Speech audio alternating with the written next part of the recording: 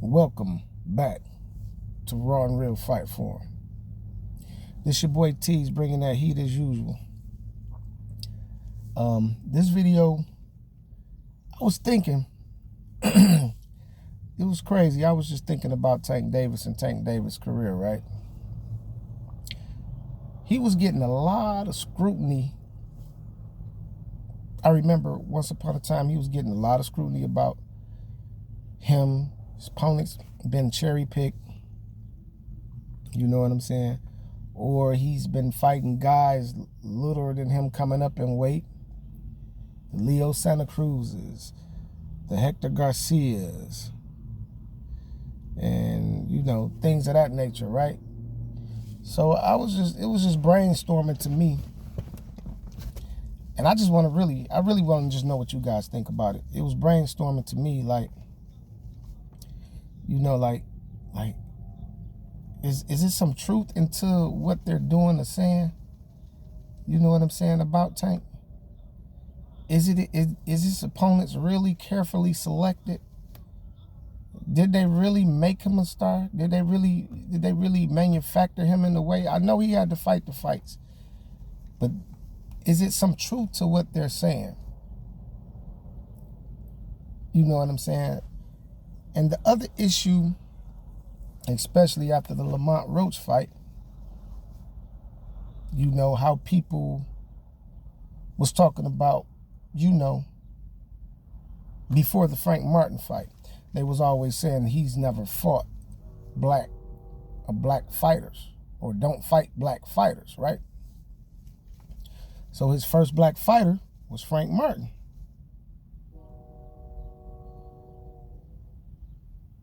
And we seen how that turned out.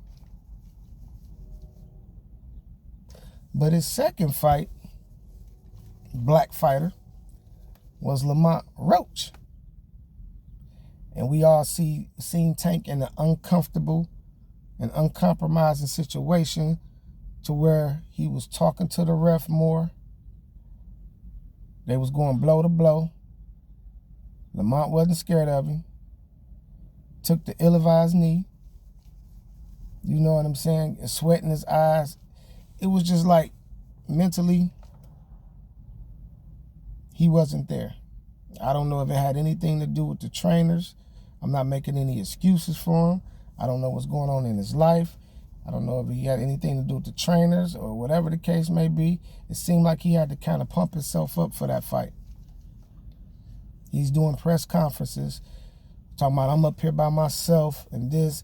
So, which leads me to believe that there's a lot of behind the scenes shit going on that we really don't know about that could have played a part in how the fight went. But I started to think about it. I started dwelling on it and shit. Like, is it some truth to what they're talking about?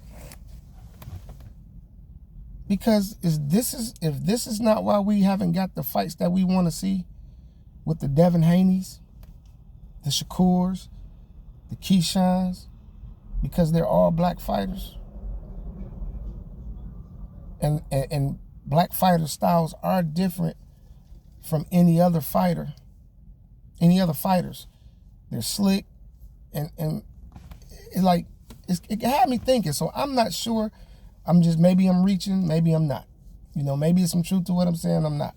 But I just started thinking about all of these things that's going on as far as that is concerned. It was like, is there some truth to that? Did they build Tank into a superstar by carefully selecting the right opponents for him at the right time? I mean, because you got to think about who his mentor was. Mayweather. Mayweather can't take nothing from the guy. The guy was what he was. You know what I'm saying? But Mayweather also kind of dictated when he fought certain people. You know what I'm saying? And Mayweather is a well-preserved, smart fighter. He builds the fights, and he catch a lot of these guys when they're peaking at a certain age, or they done been through wars with other guys and then he just come in with the broom and just sweep them on out the way. And if you notice, anytime somebody asks Mayweather a question, what was your toughest fight or what was your most significant fight, Mayweather always give the answer, all of them. While everybody else is playing checkers, he's playing chess. Then it taught me to believe a thing when him and Adrian Broner had their fallout. When Adrian Broner got on the camera, was like, yeah, you taught me this shit. You taught me, you know what I'm saying? You say get the most money, you know, for the fight with the least resistance.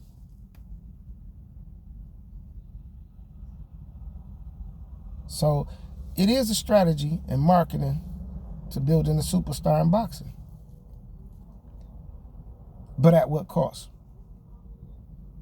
At the cost of making them a must-see TV, pay-per-view superstar, but we still can't get the fights that we want to see, that we deserve to see. I mean, it's a lot that goes into it, and it had me thinking. Some fighters pricing themselves out too high to fight other fighters. It's a lot going on. But I don't want to get too far off the topic, but it had me thinking. It's like, damn, you fought 2 black fighters. One of them you slept because he was a little too green, and the other one know you from the amateurs and wasn't scared of you, and also was a champion at a lower weight class, so they really wasn't, you know what I'm saying, the lights, the show and everything didn't affect them. It didn't starstruck them. And they came actually to win and not to get a check. So me and the way I think, it just had my mind wondering sometimes when I seen that Lamont Roach fight. Was like, damn, Tank talking to the referee more. He talking shit to Lamont more.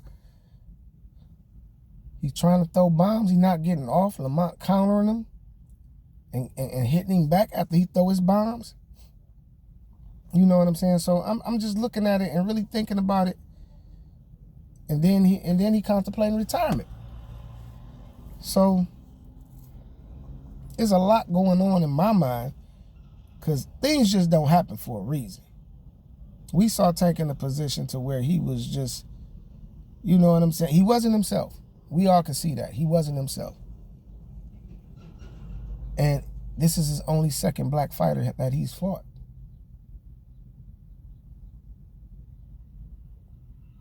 So I'm thinking like, is stylistically,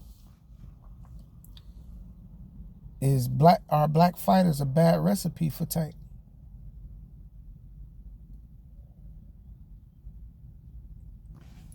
You knocked out one, got a draw with the other one.